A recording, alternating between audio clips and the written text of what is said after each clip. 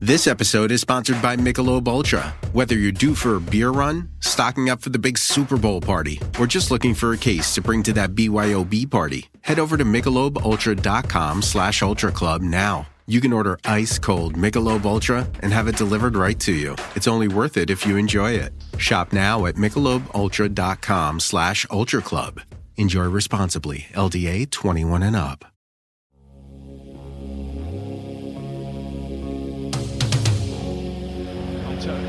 Always powerful, always lively! What a start! Leeds United seize control of Old Trafford. Just seconds on the board. Fields of hands, but on they go. Somerville in!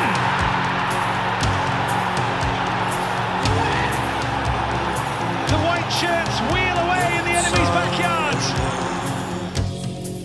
Don't walk away. First ball, Rashford's header!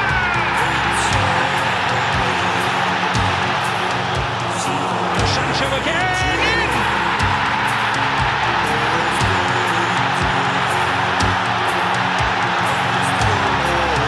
The Leeds lead extinguished. Don't walk away.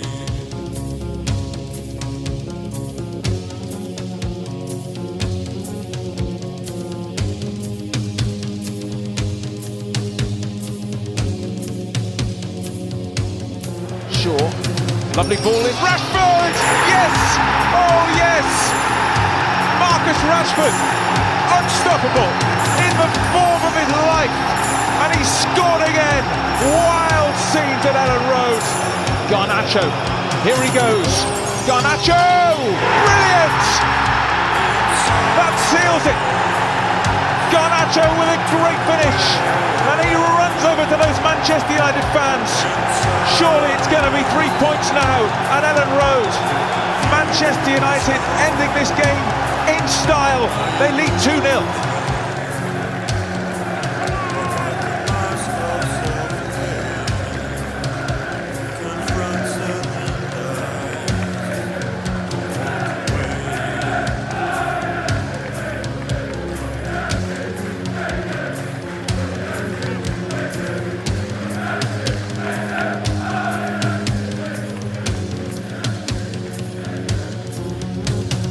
Buzzing, we are. Manchester United against Leeds United, a double header Wednesday to Sunday, 2-2 at Old Trafford, 2-0 Reds at Elland Road. Hard fought, hard won. A Marcus Rashford header and a great critic-defying Alejandro Garnacho finish. A very warm welcome to the Manchester United Weekly Podcast. Full steam ahead, Barcelona.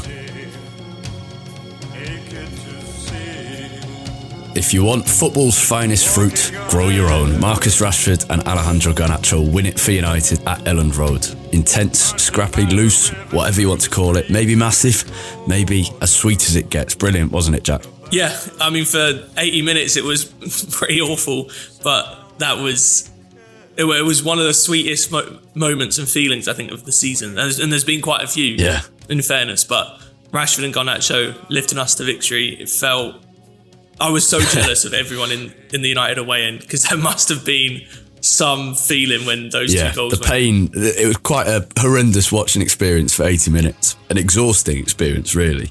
And that is what makes it all the sweeter. And those games, they're really unique, I think, in the Premier League, in that every time. There was that one boring 0-0 2 years ago, wasn't there? But pretty much every time they deliver something uniquely brilliant in their kind of end-to-end nature, and it doesn't matter if one of the teams is in bad form or good form, which is something people always used to say about derbies, but I don't think is quite so true anymore. But this one, you get just the nature of the two teams and the quality of the players within those teams. You get this brilliant to watch end-to-end as a neutral, and brilliant memories as a fan if your team wins. But it's a painful 90 minutes to watch in what we knew would be a hard game. But that United put in, I think, probably our worst performance for many weeks, and won in one of our hardest away games of the season. Well, it's massive, and we can forget league position because we're recording as Manchester City play Aston Villa. They're 1 goal up very early on. I expect they'll win that game and leapfrog United back into second. But the relevance is in winning a key game like this and making up for the drop points on Wednesday night. Yeah, ultimately, 4 points from those 2 games is maybe slightly disappointing, but I think given how badly we played for the majority of those 2 games, you come out of this week feeling actually quite good about where United are, especially given the injuries. Yeah, exactly. Injuries piling up. I mean, it was 2 games where I think Leeds actually did really well for the majority of both games, holding us back, really unable to progress the ball anywhere through midfield. But I think in both games, both in the comeback in the first game and then obviously the 2 goals at the end of the away game, the quality that United have in a lot of different positions and a lot of different players in attack really shone through in the end. It was, to be honest, these 2 games were a little bit of a throwback to the Solskjaer era because it felt like quite disjointed United performances, but being bailed out by some moments of individual brilliance. And, you need those games. The problem under Solskjaer was that was all that we had. That isn't the case anymore under Ten Hag. But, when you have these great players and you expect them to show up in big moments, and the likes of, Shaw for the assist, Rashford and Garnacho with the goals absolutely did that. Yeah, but I think that Ten Hag deserves some credit because the 2 goals in this game and in the Wednesday game, which we'll talk more exclusively about a bit later. But yeah, all 4 goals were based on some clever tactical tweaks that changed things from what they were at the start of the game, because we knew this was going to be a very hard game. Even a good performance at Leeds, it still only earns you a hard-fought win. And we rode out those really difficult sections, and that they're not going to be able to maintain it for the whole 90 minutes at the intensity that they play at. Sometimes they did under Bielsa, but not at the moment. We held it out, and then those couple of tweaks came at the end to stretch what had become a very, very compact defence that was keeping us out pretty well. Rashford moved from the left wing into the middle, Bruno onto the right, Garnacho came on the left rather than onto the right wing, and then Weghorst, interestingly, kind of dropped back deep to pull those compact lines apart. And you're right, it was absolutely a few moments of quality, 5 of them probably. Sabitz's pings ball across, Shaw's lovely cross to Rashford with very little space in which to play the ball. Rashford's head is brilliant. And then Weghorst's ball to Garnacho, and Garnacho's finished. 5 moments of quality and 3 points, and that was that. But it does represent some clever tweaks late on, and Ten Hag and the players as well for enacting it both deserve credit for that. It was great. Well, United now have 8 goals scored by subs in the Premier League this season, which is the most of any team. We were already the most of any team before this game. Garnacho obviously came on and added to that. I think Ten Hag deserves a lot of credit for, especially this second game, the way he changed things, because, and we've mentioned this before, that to some degree Ten Hag has sort of developed this kind of track record so far at United of playing players out of position to some degree, especially later on in games after we made some subs. You bring Garnacho on for Sancho in this game, it seems absolutely obvious that Weghorst stays up front, and it's just basically the straight swap Garnacho for Sancho, and the only decision is whether Garnacho or Rashford is going to play on the right. The fact that he then ends up moving every single one of those front 4 around to put Garnacho on the left, Weghorst at 10, Bruno on the right, and Rashford up front, it seems a little bit strange at first, but I think, like you mentioned, it made a lot of sense for this game. It leads the game was basically being played in like a 30-yard area for the majority of that second half. Leeds were making the game so tight, and Weghorst's game isn't to run in behind it, isn't to stretch teams like that. And so he had no space really to receive the ball. And to be fair, United weren't doing a good enough job of putting runners beyond Weghorst. The idea of having a striker like that is you get players like Rashford and Sancho making runs in behind, and we weren't really doing that. So you then change the game, put Garnacho in what is by far his best position after seeing that playing him on the right wasn't very effective in the first game at home. You then move Rashford up front, who can stretch the defence a little bit more. That creates more space for Weghorst to operate. And then the quality that Fernandes can provide if he can pick up the ball in little pockets of space, even if he is coming in off the right-hand side. So I think Ten Hag deserves a lot of credit for not only making proactive substitutions, but also not doing the obvious thing all the time.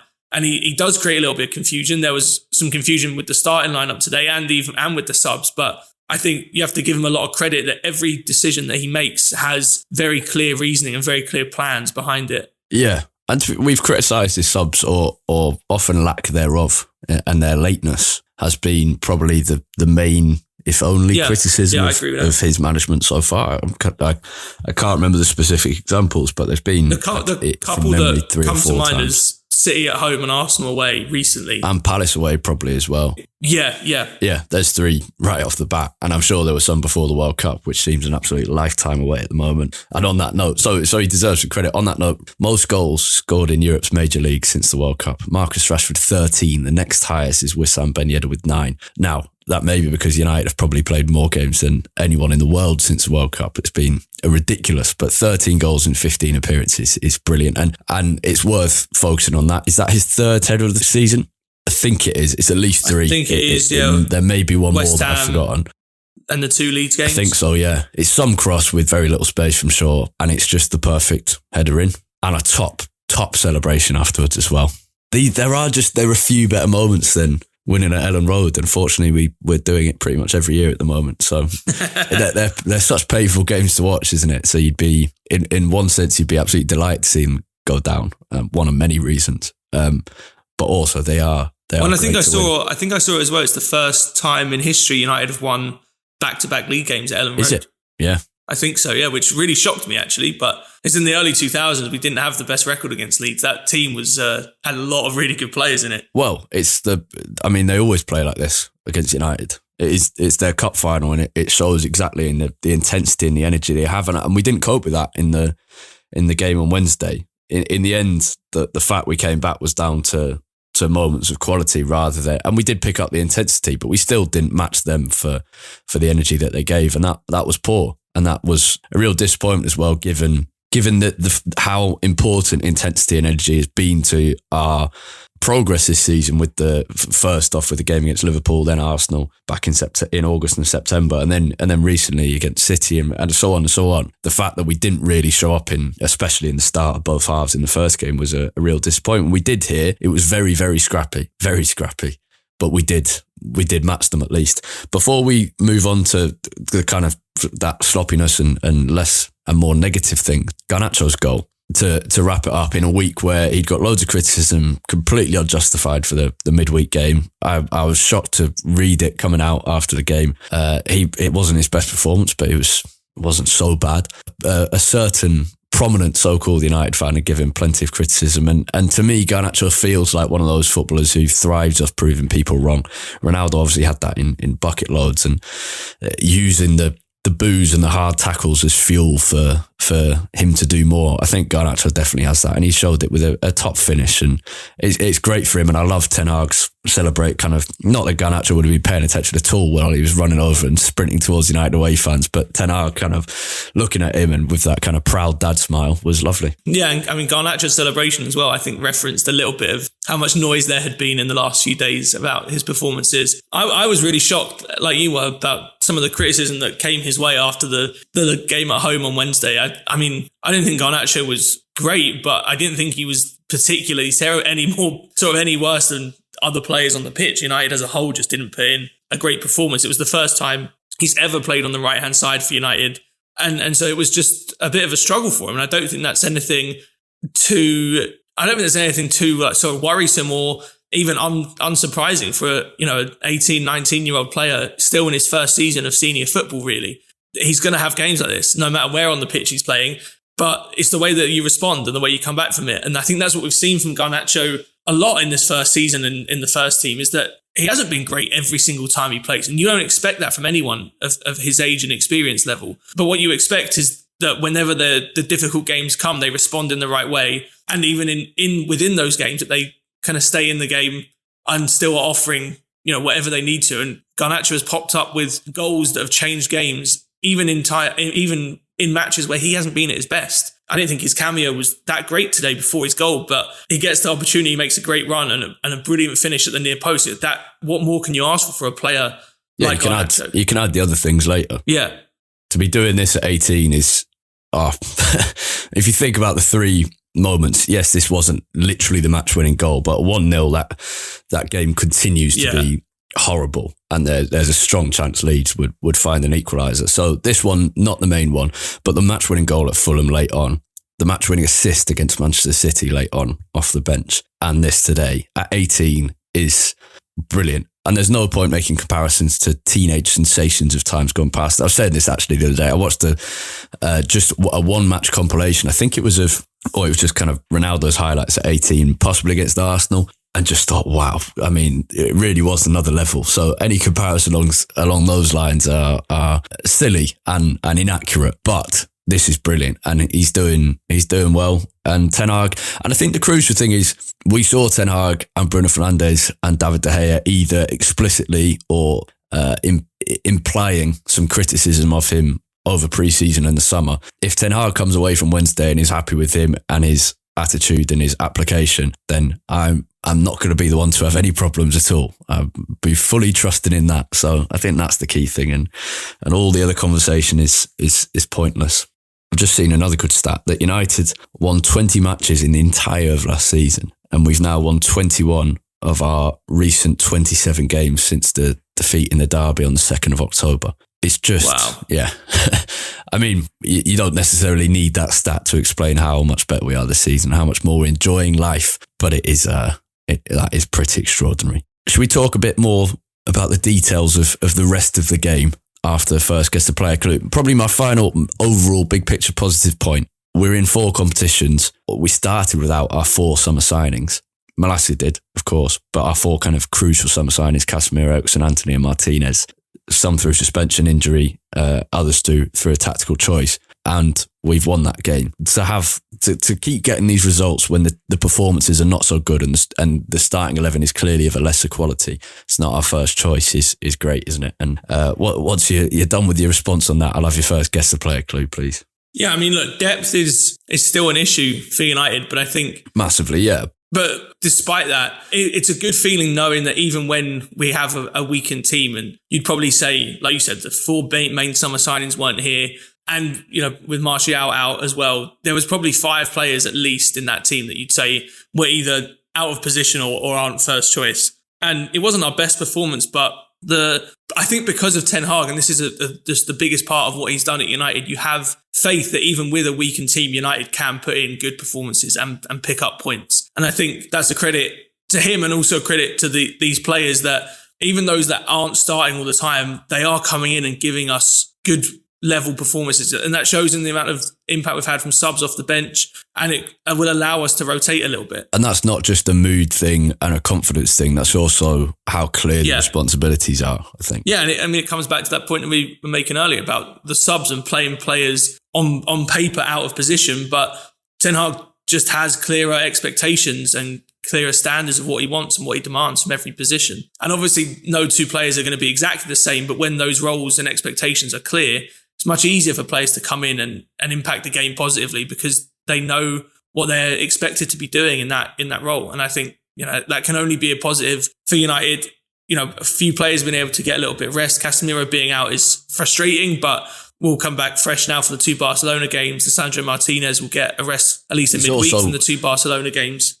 We also got asked a question by a patron, I think, in our most recent episode about whether if United could get through these 2 games against Leeds and Leicester with good results, not necessarily all 3 wins, but good results, would this strengthen the squad? And I think it does, because it widens the belief in the team when you can get a win away at Elland Road without Casemiro.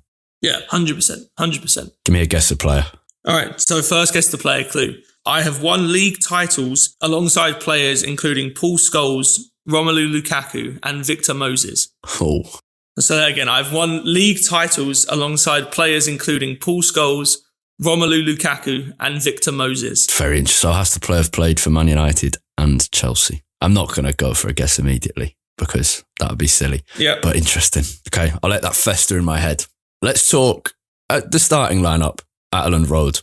Interesting, wasn't it? The exact reasons for it still not completely clear. I think post-match, you can probably what it seemed to be. It's possible Ten Hag wanted Shaw to get a warm-up at left centre-back for Barcelona on Thursday because we expect he'll play there. Lisandro Martinez is suspended due to picking up 2 yellow cards in the group stages. But I think tactically, it seemed to be to allow Malacia, whose scrappiness is great in these games, and we can talk more about him in a second, to get inside and give the dodgy midfield of Fred and Sabitzer some more support. And then Shaw played at centre-back to support him in those wide areas and to make that kind of him being able to fluidly swap between the left-back and centre-back areas very easy. And then Maguire was there to defend crosses, of which there were loads. So that was a sensible decision. Loads and loads of crosses and free kicks, which you probably knew because of the type of game it is. It makes sense, and it did its job, didn't it? It did. I thought it worked better. Not entirely comfortably. Yeah, but it did it. I think it worked better defensively than it did on the ball. Oh, absolutely, yeah. Maguire's passing was so sloppy. Yeah, but like you mentioned, I think with all those players, there was rationale behind the decision, as shocking as it was to see the lineup before the game. I think, to be honest, I think part of the shock was because Martinez isn't playing against Barcelona on Thursday. I think it was so shocking to see him not playing this one, because everyone was sort of expected him to play no matter what, because he's not going to play in midweek. Obviously, it does sort of make sense to give Shaw a run out at centre-back in anticipation of Thursday's game against Barca, but that was still a bit of a shock. I think the Maguire one made a bit more sense. You know, like you said, it was always going to be a game where physicality was important. We were going to be bombarded by a good amount of crosses and long balls, and Maguire did excellently at that, actually. I thought in defence, he was very, very good. He won so many headed balls, so many clearances, and a couple of times made up for his own mistakes quite well, in fairness. Malacia, like you mentioned, the scrappiness, the intensity he brings is useful in these games. And so defensively, I think it did kind of work. I thought Leeds. I also thought Malacia was great on the ball under pressure. I thought he was really good, and he stopped Somerville. Somerville got past him once, maybe twice, but defensively he was good. But obviously Shaw is great under pressure. We know that. But Malacia, I think, is really showing that ability where quite a few times he'll lose the ball, but he'll regain possession within 10 seconds. And that's that scrappy nature that I think in games like this is exactly what you need. I thought Malacia was good on the ball in his sort of more traditional fullback role. I thought when he came inside, it was a bit trickier just because there wasn't, and that, to be honest, that wasn't for him. It was just because United, there wasn't any kind of structure to United's play. We were trying to build from the back. And so he was very often receiving the ball in pretty horrendous situations with, 3 Leeds players immediately on him. So I thought the changes, they worked defensively. Leeds, they had a couple of half chances, but nothing major really, other than that one in the first half with De Gea kind of saved it onto Maguire's side. But so defensively, I thought it worked. In possession, it was a lot more of a struggle, and you could tell the second Martinez came on, we looked so much better trying to play through Leeds and over the top of Leeds. A couple of brilliant long balls, one to Bruno, one to Rashford. That was the range of passes we were just missing. And to be fair, the way that Leeds set up was the same in both games, with the 3 of, I think it was Harrison. In the first game, it was Harrison, Bamford and Nonto, who, they basically just set up in a very simple kind of line, and United were just unable to play through it. Sabitzer and Fred were often standing behind their men, not really offering too much. We sort of had like a 3-1-6 kind of setup there with Dalot, Varane and Martinez at the back, and then Shaw would push on a little bit more, and Fred and Sabitzer just weren't offering. And it was the same really in this one. We just didn't have that ability to play through. We didn't adjust well enough to that. But then when Martinez came on this time, immediately a couple of long balls that got us out way better. It's a couple of things, isn't it? It's you're missing Casemiro, who you have complete... he manages to find space in that midfield, and he's comfortable dropping back and going forward and whatever. But you also have complete faith that he'll receive the ball. And to be fair, he does lose the ball sometimes, so it's not not as if he's completely infallible. But you have faith that in general, he's going to take the ball and do something with it and not lose possession, which you don't have with Fred, I don't think. I know. At least I don't. The other thing is, on Wednesday, they let Varane have the ball. They didn't let Martinez have it. As soon as it went to Martinez, they'd put a little bit more pressure on. Not loads, but a little bit more than Varane. And the same was true on Sunday. Maguire was allowed to have the ball. And it's a small gap in quality between Maguire, Varane and Martinez in terms of ball playing, because we know we've praised Maguire in the past for his ability to find those passes. But at this level, that tiny gap is enough that Martinez has a much greater effect and impact on the game. And you're right, within a minute of him coming on, there was that great pinged ball across to Bruno. That chance eventually ended in Dalot hitting the crossbar with that great, sweetly struck ball, but not quite dipping enough. And then 10 minutes later, there was as he said, that little inventive pass over the top of Ayling to Rashford, which ended up in, it was cleared off Garnacho for a goal kick in the end, but it was another chance created out of nothing by Martinez. And that's the step up. And that's why I do think the interesting kind of lineup in defence did its job, but United were much better. And the game was we had much more control once Martinez came on, not necessarily because of his defensive qualities, but because of that quality on the ball. So perhaps the game would have been even better for us if he'd started. I'm not sure, but in the end, it's okay. But as everything as well, it's never just one thing. Yeah. Martinez came on and offered us a lot, but that was also after we'd already made the changes up front. So, that long ball he plays to Rashford over the top, that isn't on when Weghorst is playing up front. It's never just one thing. It takes a multitude of changes to have an impact at sort of both ends of the pitch. And so I don't want to say that it was, just the defence's fault or anything like that. It was, United just we played into Leeds' hands because we were allowing them and playing into their hands and making the game so compact and so tight. And then when we changed things, we both had the range of passing at the back and the runners up front to stretch the game more. And that's when it started to open up for us. I think the key thing at the moment is that you're getting so much more value out of these players, not just in terms of their quality, but because the responsibilities are clearer and the confidence is high and they're playing well, but also that this must be a tactical thing in training and that their level of kind of tactical understanding is increasing. You're getting so much more value because almost every player in this team can play in multiple positions now. And that's not always... That doesn't necessarily always mean a good thing because you can have players playing a couple of positions and be poor. But there is this confidence at the moment that, yes, the squad hasn't got the depth, but in terms of, at the moment, it's kind of about putting fires out. And hopefully that won't be the case a year down the line or 18 months down the line. But Ten Hag is getting the absolute maximum in terms of giving these players flexibility so that Rashford is performing in two positions and Malacia is performing in kind of two positions because sometimes he's playing that more traditional left back and sometimes inverted. Shaw, obviously, Martinez. It's all over. So it's great. In terms of the Wednesday match, how many differences did you see between the games? Because I thought United were poor in both. The first one we were poor in terms of we were just shocked at the start of both halves, which was really poor, and it's not unforgivable if you make things better and make amends, but it's really poor. Whereas this one, we were just patient. I still think we were poor, but better.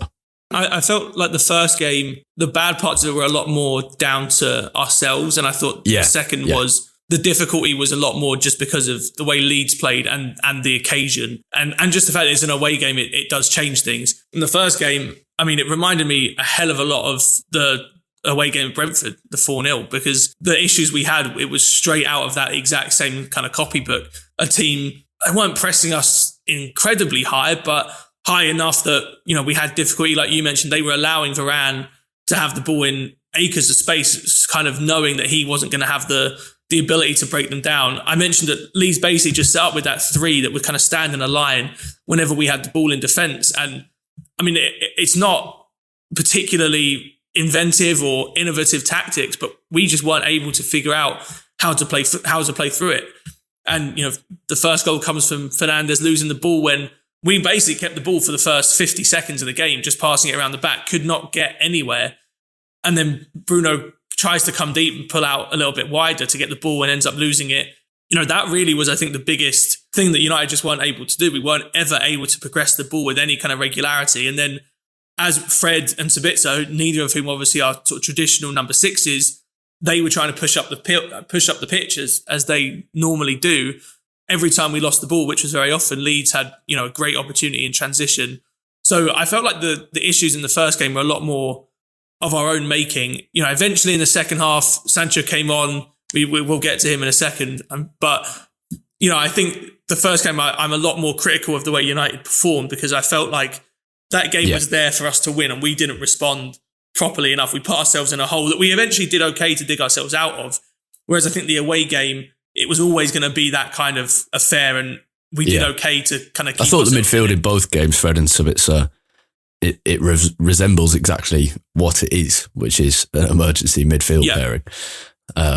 Both players will look much better. And it was better suited to the away game. Yeah. Just because it was a much more kind of helter-skelter type of game in the first at Old Trafford when we needed a bit more control and we needed a bit more composure on the ball. It looked a lot worse. Yeah. Sancho was brilliant. 8 shot-creating actions in 32 minutes. which is more than anyone on the pitch for the entire 90 minutes, apart from Fernandes, who got 11. He created a shot every 4 minutes. He just came on and thought, yeah, right, I'm going for it. And it was great. And he scored, and the celebrations were... It's funny, two of my favourite celebrations this season come in draws or defeats. The Lisandro Martinez goal at the Emirates was just so good. So good. And it was such a shame that we didn't end up getting a result to really savour that moment, because it was just brilliant scenes.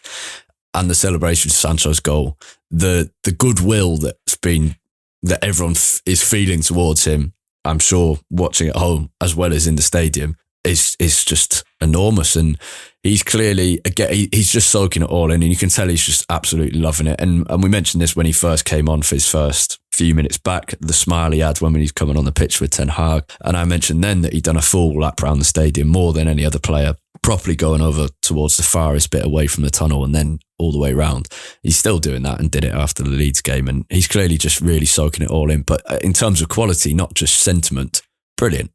I was so happy for him. So that performance when he came on was exactly the Jadon Sancho that we thought we were signing from Dortmund, and that we've wanted to see for quite a while. And to be fair, I don't want to act like we've never seen it, because it has happened in spurts.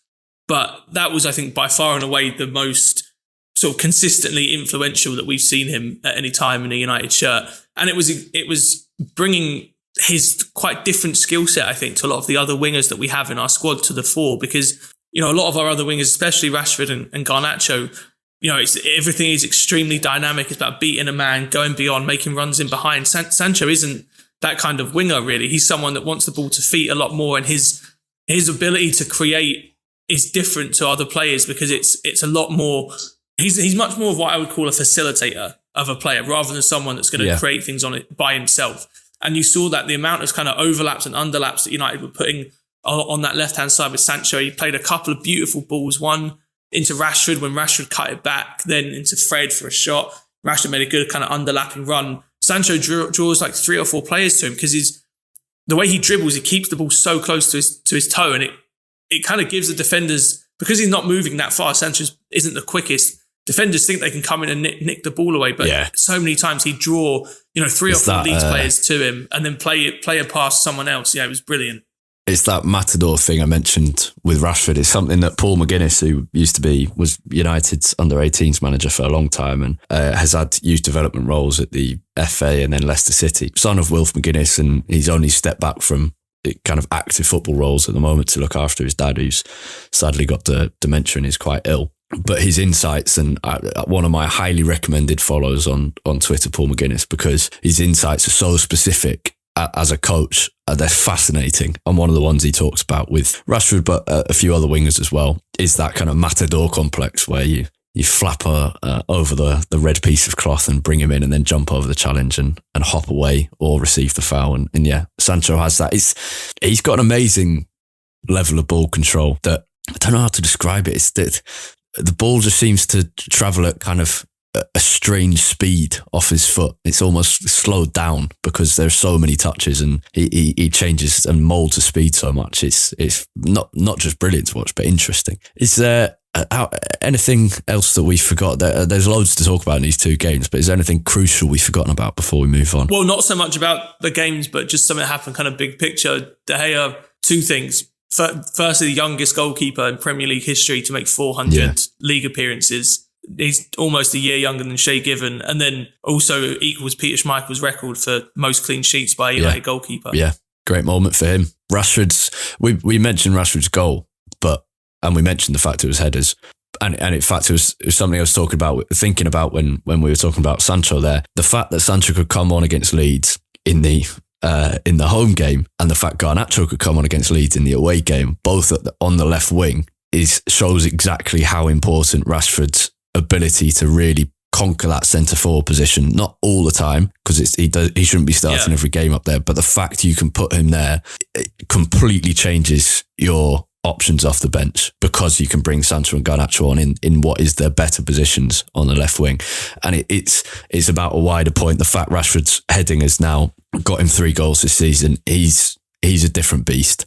he's becoming more and more complete forward. And if this scoring run keeps going, Jesus, what a player we have. Oh, and we also didn't really mention the header against Leeds at Old Trafford. I mean, the header that was in better, the away game was a great header, but the first one, that was an unbelievable header. When I saw that cross coming in, I was convinced he was never going to get there. It was too high for him. I don't know how he A, managed to reach it, and B, managed to direct it so well. Yeah, brilliant. Good note to end on. Let's have guess the player clue 2, and then we'll go to a youth, loan and United women roundup. All right, so clue number 2 is I made my United debut in the same game as David De Gea made his debut. All told, I played for 6 different United managers during my 8.5-year spell at the club. 6. Wow. Okay, so he made I know De Gea's debut was the Community Shield against City, the 3-2, where quite a few players, I think Smalling and Phil Jones made their debuts as well. And you said earlier that this player won league titles with Paul Scholes, which would have been in 2013. If his debut was in the Community Shield, and Romelu Lukaku, which and would have Victor been Moses. I thought would have been at Chelsea, but now Victor Moses and Lukaku would have been at Inter Milan. So I'm going to go with Ashley Young. Yeah. I thought the Lukaku and Moses might You've throw thrown you me off. Off. Yeah. I hadn't even crossed my mind. I focused too much on Lukaku and not enough on Victor Moses. In fact, no, I think I focused too much on Victor Moses and not enough on Lukaku. Yeah.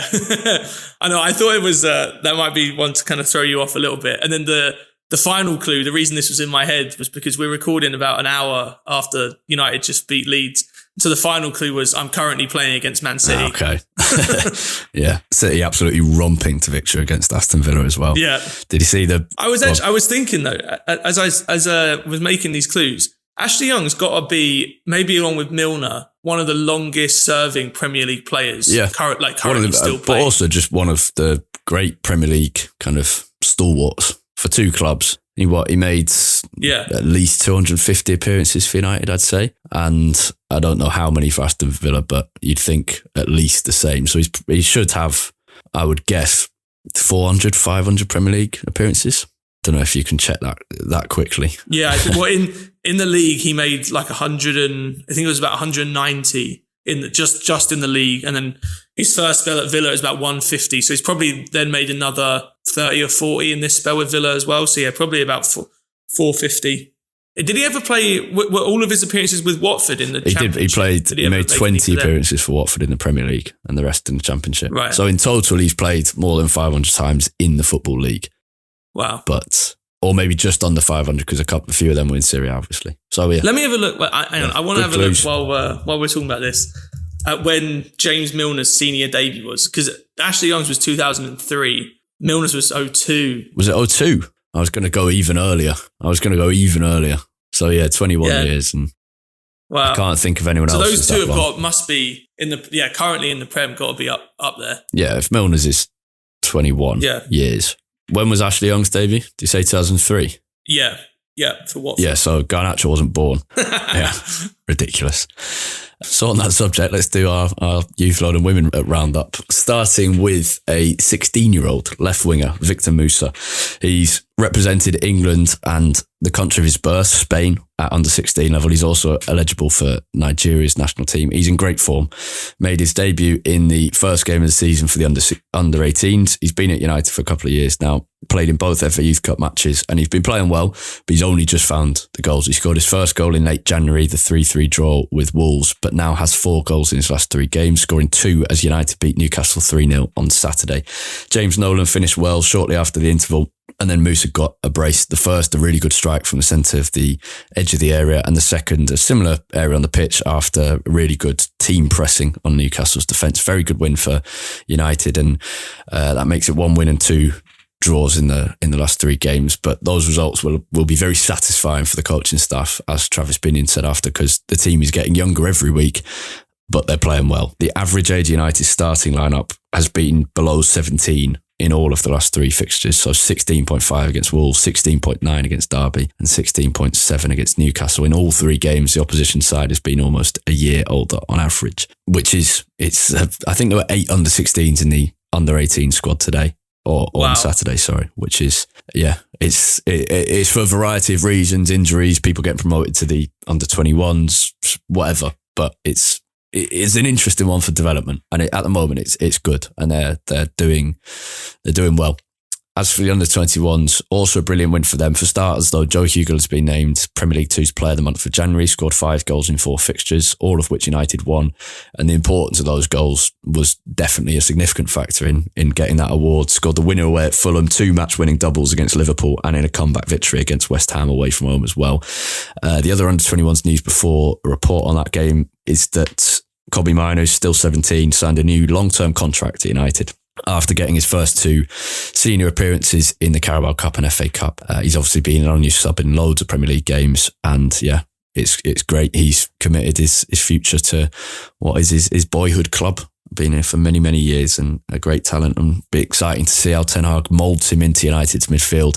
The under-21s game itself, 4-1 against Everton. Very good result. Hugo scored United's first, converting a Matteo Mejia cross. Amari Forson doubled the lead after 33 minutes with a great strike from the left of the area. Everton got one back, but Forson completed a hat-trick with 2 more after half-time. The 77th minute, a great strike again, and the 94th minute, a penalty. That second one, really good powerful finish into top right corner. Jack, the key low news of the week is Hannibal, isn't it? His first senior goal for Birmingham. Well, first senior goal at all, but he scored a very good, clever goal for Birmingham. Yeah, really good. I mean, it got a lot of attention actually because it was a Friday night game, derby in the Championship between Birmingham and West Brom, West Midlands derby. Yeah, Hannibal scored a really clever free kick and then also set up the second goal for Christian Bielik too. A brilliant night out for Hannibal. I think he'd had a little bit of struggles around around January and just after the Christmas period, but he's come back in the last couple of games and really started to find his feet again. So hopefully that can continue. He wasn't the only one to put in some good performances as well. It's a real mixed bag for United's loanees this week. The other big positive news was Shola Shoretire. He started and played just over an hour for Bolton as they thrashed Peterborough 5-0, but Shoretire was excellent.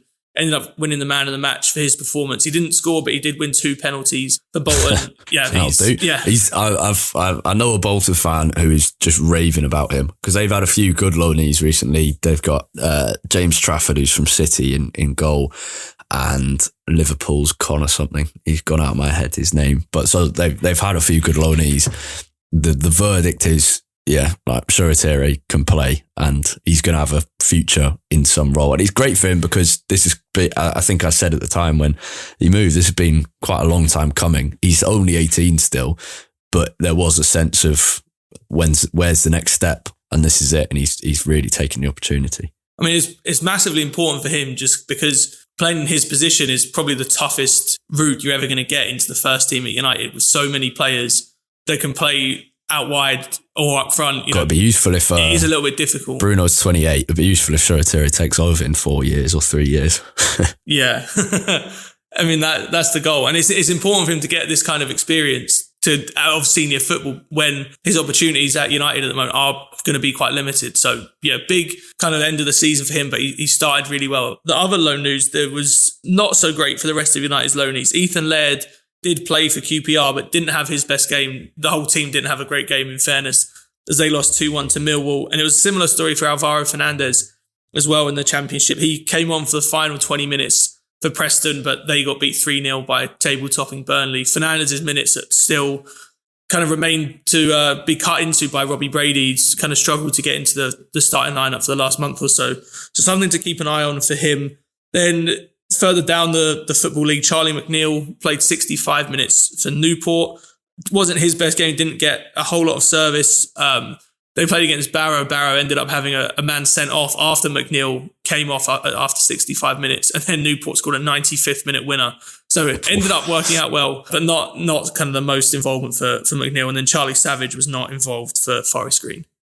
Interesting. The only other thing I forgot to mention with the youth is that 2 of those under 16s, in fact, they might have even been under 15s, one of them, in the under 18 squad made their debut. Sekou Kaba and Daniel Armour both made their under 18s debuts at a very young age against Newcastle. As for United women, back to the top of the Women's Super League with a 2-1 win away at Tottenham Hotspur in the Tottenham Hotspur Stadium. This game was postponed from early September. Was meant to be the opening game of the WSL and was postponed until now. There's a good crowd there, just trying to find out exactly how many, but the attendance figure's not coming up. But it was quite it looked like it could have been one of those frustrating days. United took the lead with a bit of quality, not like a real quality goal, but just a good finish on the pounce after on a Batye cross, and then Leah Galton controlled it well when it was a bit scrappy and brought it down and managed to finish to go ahead. Tottenham did equalise pretty soon after through Bethany England, but United won it late with a Moni Bartrip own goal. Ella Toon was then sent off but held out for the win. And yeah, United back at the top of the WSL, have played one more game than Chelsea, who they are in front of by 1 point, but also one more game than Arsenal, who are now trailing by 6 points. So yeah, good weekend for United women as well. Good weekend all round. All 4 teams winning, which is great. Football Social Daily. This week on Football Social Daily, we've been speaking to Manchester United legend Wes Brown. And, he's knocked a few things over, kicked the boot. Mate, he couldn't have done it again if he tried. From giving Cristiano Ronaldo lifts to training. Nice to pick him up. Obviously, it's Cristiano Ronaldo, it's different, but when me and him are together, it's just... Yeah, friends, aren't yeah. So who really threw those pizzas in the tunnel at Highbury? Definitely wasn't any of our pizzas, no. Catch the rest of our chat with 5-time Premier League winner Wes Brown on Football Social Daily, available now wherever you get your podcasts. Football Social Daily, the Premier League podcast. Barcelona, full steam ahead. I'm so caught up in the buzz after the Leeds game that all I can think of was I'm just excited for this game and I can't wait to go. The more realistic thing should be we've only won at the Nou Camp once, very famously of course, but we've never beaten Barcelona there. It's going to be such a hard game, isn't it? It is. I was messaging a friend a few days ago and pointed out that arguably 3 of the best teams in Europe currently are in the Europa League, in Arsenal, Barcelona and United. It's kind of a weird kind of quirk of how things have worked out. But, Barcelona have been playing very well. I think they've got like a 8 or 10 point lead or something in that league at the moment. 8 points, yeah, above Real Madrid. So it is going to be really tough. I think for United, you've got to hope to come away from the Nou Camp still firmly in the tie. It is the number one priority. If we're going to lose, don't lose by anything more than a goal. Leave yourself in it. 0-0's the kind of best you can hope for. Yeah, absolutely. There's still no 1-0. You'd still be no confident away goals, with. are there? Now No, they have permanently taken them away. So any kind of draw, I think United would absolutely take. I was going to say that I'd back us to beat anyone at home, but then I remembered that I said that before the Leeds game and then we ended up drawing. But, I think United, you've got to back ourselves to, at some point, we're obviously going to have to take the game to Barcelona, and you'd much rather have confidence doing that for United at home. So I think the away tie will be trying to keep things tight, hit them on the break. I think Rashford is going to be, as always, absolutely key. And so I think it will be interesting to see exactly how we approach things. There's an interesting decision to make there with Weghorst, who I think is more important in those away games when you need to hold the ball up. But his hold-up play has been underwhelming in these 2 games against Leeds. Just the pass eventually to Garnacho was great, but he'd frothed that pass probably 3 or 4 times already in the game. The quality just wasn't there, not good enough to sacrifice kind of your alternative option. But for this game, I don't know what that alternative option is. So that's an interesting selection point. You'd expect Shaw at left centre-back, given Martinez in suspension, Malacia at left-back then. Dalot Wan-Bissaka's another interesting one. There's all sorts of these, which is a good thing because it shows that we have quite a few players in good form. Marcel Sabitzer's actually suspended for this one, which I don't think many people have realised yet because he's got a suspension hanging over from the Champions League with Bayern Munich. So you'd expect to be Casemiro and Fred. A lot of the other team picks itself, but it's very interesting. Barcelona play Villarreal tonight. We're recording on Sunday afternoon. They play away from home at Villarreal at 8 p.m. So they have a tiny bit less rest than us, but they don't have to travel. And they're definitely unbeaten since they came back from the World Cup. I think they've drawn 1 game and won the rest. They are in properly good form. The defence is solid.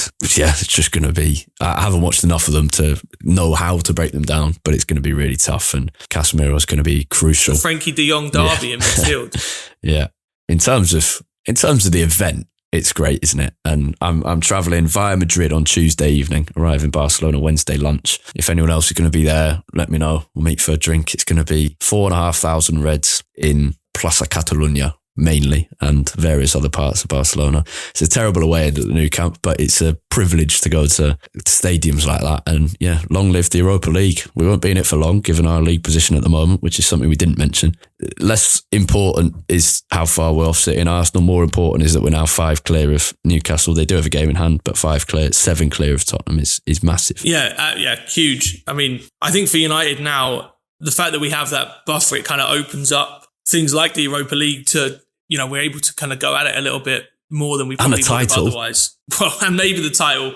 I mean, I'm only joking. If Man City can beat Arsenal on Wednesday... Oh, you want a draw, surely? Well, Arsenal still have a game in hand, so even if they draw... Like, they have 2 games in hand on us now, so even if they draw and then Arsenal win, I think Arsenal would still end up further ahead. So I think we'd rather City peg them back. Interesting. But I feel like City are about to gain serious amounts of momentum and go on their late season charge.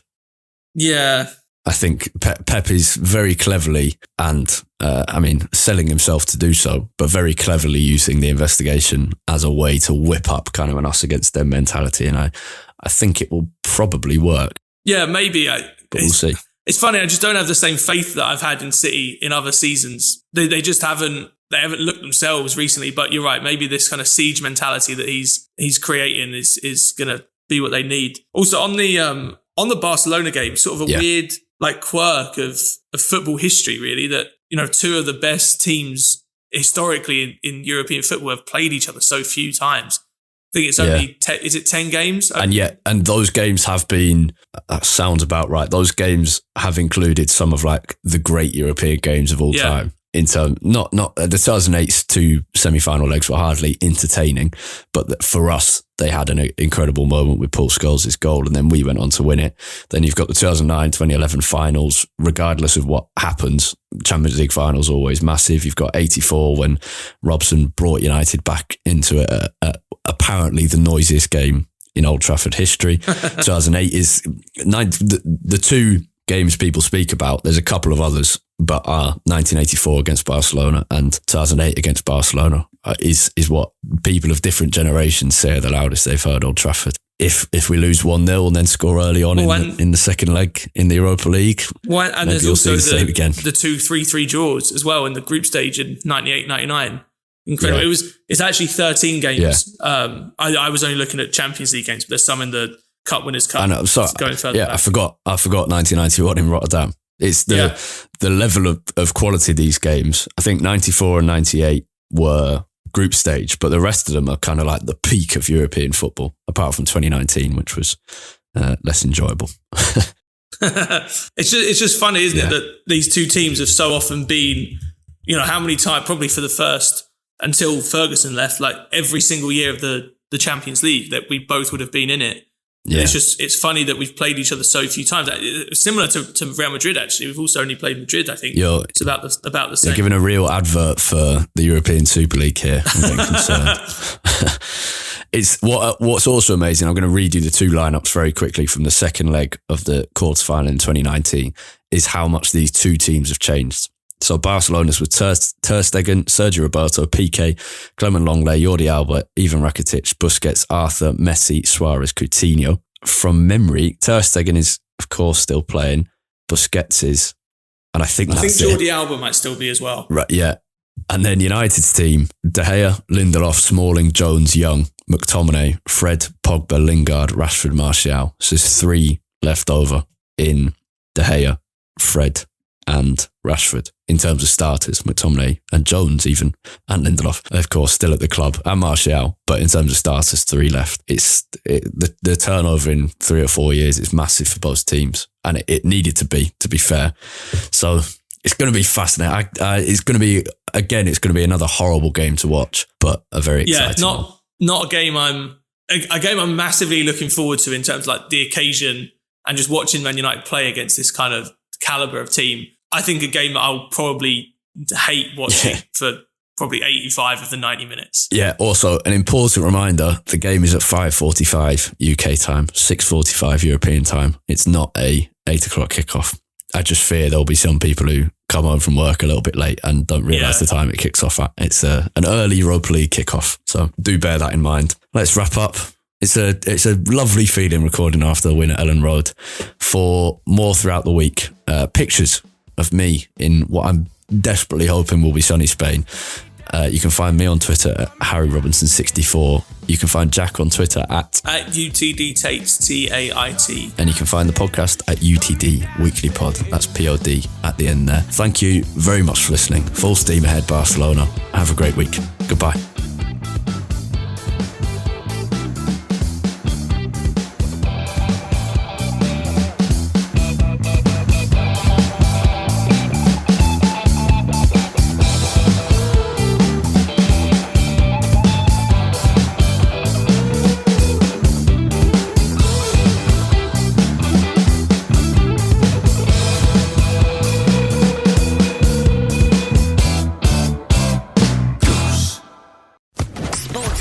Podcast Network.